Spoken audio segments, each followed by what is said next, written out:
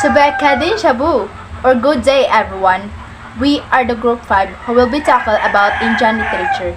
But first of all, let me introduce first the country itself.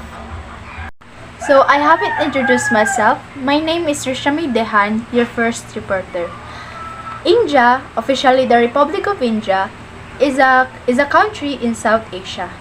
It is the seventh largest country and the second most populous country and the most populous democracy in the world, bounded by the Indian Ocean on the south, Arabian Sea on the southwest, and the Bay of Bengal on the southeast. It shares land borders with Pakistan to the west, China, Nepal, and Bhutan to the north, and Bangladesh and Myanmar to the east. In the Indian Ocean, India is in the vicinity of Sri Lanka and Maldives. Its Andaman and Nicobar Islands shares a maritime border with Thailand, Myanmar, and Indonesia. Its capital city is New Delhi. United Nations projections are also included through the year 2010. The current population of India in 2022 is 1,406,631,776, a 0.95% increase from 2001. Next, languages spoken in India belongs to several languages families. The major one being the Indo-Aryan languages, spoken by 78.5% of Indians, and the Dravidian languages, spoken by 19.64% of Indians. Both families together are sometimes known as Indic languages. Languages spoken by the remaining 2.31% of the population belong to the Austroasiatic, Sino-Tibetan, Tai-Kadai, and a few other minor languages families and isolates. India has the world's fourth highest number of languages. It has 447 languages, after Nigeria that has 524 languages, Indonesia that has 710 languages, and Papua New Guinea that has 840 languages. Next, let's talk about their religions. So, the majority of Asian Indians practice the Hinduism. The other major religions are Sikhism, Buddhism, Jainism, Christianity, and Islam. And a small percentage of population practice Jainism, Zoroastrianism, and Baal faith. So I'm done in my part. Let me take over this platform to the next reporter. Indian literature. What is Indian literature? The term Indian literature is used to refer to literature produced across the Indian subcontinent prior to the creation of the Republic of India in 1947 and within the Republic of India after 1947. These writings are produced there in a variety of vernacular languages including Sanskrit, Prakrit, Pali, Bengali, and many other languages including English translation. The Republic of India has 22 official recognized languages including Sanskrit, which is the ancient Indo-European language of India. It is usually used in Hindu scriptures, epics, and poems produced back in the days. The earliest works of Indian literature were orally transmitted. Therefore, Sanskrit literature begins with the oral literature of the Rig Veda, a collection of literature dating to the period of 1500s to 1200s BCE. Next, Indian literature. The earliest Indian literature took a form of the canonical Hindu sacred writings, also known as the Veda, which were also written in Sanskrit. The Veda is divided into 4 sections, and I will discuss those 4 shortly. The Vedas are hymns that are also accompanied with total Veda by Brahmanas, which are ritual texts, Aranyakas, which are forest or wilderness texts, Upanishads, which are philosophical texts, and Samhitas, which are the mantras and the benedictions. The Veda were added prose commentaries such as the Brahmanas and Upanishads. The Brahmanas are commentaries like opinions or explanation about or on rituals, ceremonies, and sacrifices. And on the other hand, Upanishads are texts discussing meditations, philosophy, and spiritual knowledge. The production of Sanskrit literature extended from about 1500 BCE to about 1000 CE and reached its height of development in the 1st to 7th century CE. In addition to these sacred and philosophical writings, such genres as erotic and devotional lyrics, court poetries, plays, and narrative folk tales emerge. And for the last part, which is the four Vedas or the four sections of the Vedas. The first Veda is the Rig Veda. It is an ancient collection of Vedic Sanskrit hymns, and it is also the oldest known Vedic Sanskrit text. Its early layers are among the oldest extant texts in any Indo-European language. So, the Indo-European language is a language that can be traced to the people who spoke Indo-Iranian, also called as the Aryan. The second Veda is the Yagur Veda. It is a Veda primarily of prose mantras for worship rituals. An ancient Vedic Sanskrit text, it is a compilation of ritual offering formulas that were said by a priest while an individual performs a ritual action, such as those before the Yajna fire. The third Veda is the Sama Veda. It is a Veda of melodies and chants. It is an ancient Vedic Sanskrit text and a part of the scriptures of Hinduism. It is a liturgical text which consists of 1,875 verses.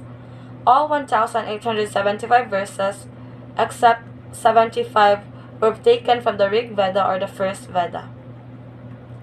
The last Veda is the Atharva Veda. It is also known as the knowledge storehouse of the Atharvanyas, the procedures for everyday life. The text is the fourth Veda but has been a late addition to the Vedic scriptures of Hinduism. The language of Atharvaveda is different from the Vedic Sanskrit, preserving pre-Vedic Indo-European archaism. That's all. Thank you and God bless. R.K. Narayan, unarguably the best and foremost Indian writer in English. R.K. Narayan's novels and short stories are the reasons why common middle-class Indians developed an interest in English stories. Best known for the fictional town of Malgudi, Narayan has written many fiction books, including Swami and Friends, The Guide, A Tiger for Malgud, and The English Teacher. His most famous and most sold book is his collection of short stories, which is the Malgudi Days. His is a name which you will find on any list of best Indian authors. Mulk Raj Anand, one of the pioneers of Anglo-Indian fiction. Mulk Raj Anand's works are remarkable for their depiction of poorer caste in a conventional Indian society. He is one of the first Indian writers in English to have gained international readership with his first novel, Untouchable, published in 1935. His other notable works include The Village, Coolie, and The Private Life of an Indian Prince. Mulk Raj is one of Indian authors whose every book is highly recommended. Ruskin Bond, renowned for his role in promoting children's literature in India, Ruskin Bond is an Indian of British descent. He was born in Kasauli and grew up in Shimla and Dehradun. His life in the different hill stations of Himalayas has greatly influenced his stories and writing style. With a career spanning over 50 years, he has experimented with many different genres. For example, children's fiction, short stories, novella, non-fiction, romance, and etc. He was awarded the Padma Shri in 1999 and Padma Bhushan in 2014. His greatest works include The Room on the Roof, A Flight of Pigeons, Delhi is not far, the night train at Dioli, and the blue umbrella. Manohar Malgankar. Manohar Malgankar is largely ignored in spite of his stellar contribution to Indian writing in English. At a time when mysteries and thrillers were not very well read in India, Manohar pioneered the genre and contributed immensely to it, with books like Spy in Amber, A Bend in the Ganges, Bandicoot Run, Cactus Country, and etc. If he were writing today, he would surely be an international name in the mystery and thriller genres, writing and competing with the likes of Jeffrey Archer, Clive Cussler, and James Patterson. Nirad C. Chaudhuri. He writes with equal flair in English and Bengali. His books are the foremost authority on the histories and cultures of India during British colonialism. While working as an accountant in the Indian Army, he began writing for popular magazines and newspapers. In 1951, his masterpiece, The Autobiography of an Unknown Indian, was published, which put him on the list of greatest Indian writers. The same book, due to its controversial acknowledgement, ruined his life. He was terminated from the government service, deprived of his pension, and blacklisted as an author. Arundhati Roy. She rose to international prominence after winning the Man Booker Prize for Fiction in 1998 for her novel, The God of Small Things. Roy began her career writing screenplays for television and movies and went on to become one of the most recognized names in Indian writing in English. Aravind Adiga. Aravind Adiga's debut novel, The White Tiger, won the Man Booker Prize in 2008, when he was just 33 years old. He was born in Madras and grew up in Mangalore. He began his career as a financial journalist at Financial Times. He currently lives in Mumbai. Because of its tale, these two works of literature are among the most well-known in India. The Mahabharata and the Ramayana are more well-known. The Ramayana is a Hindu epic that tells the story of Rama, who is the seventh incarnation of Lord Vishnu, the supreme god in charge of the universe maintenance.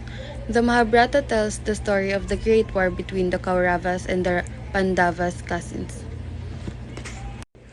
The first Indian English language drama was composed in the year of the Young Bengal movement's Krishna Mohan Banerjee in 1831. Largely, this drama has been overlooked by both literary fans and historians.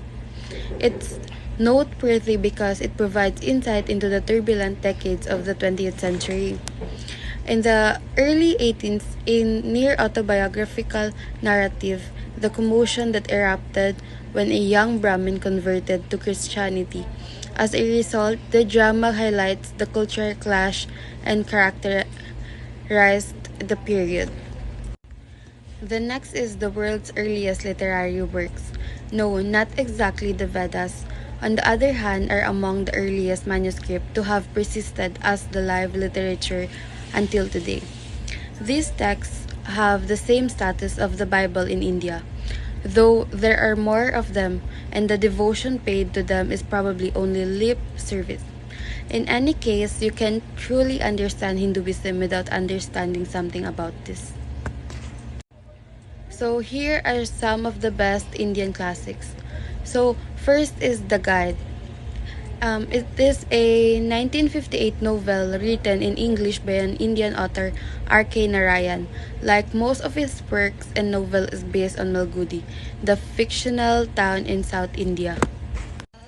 Next is The Malgudi Days, is a collection of short stories by R.K. Narayan, published in 1943.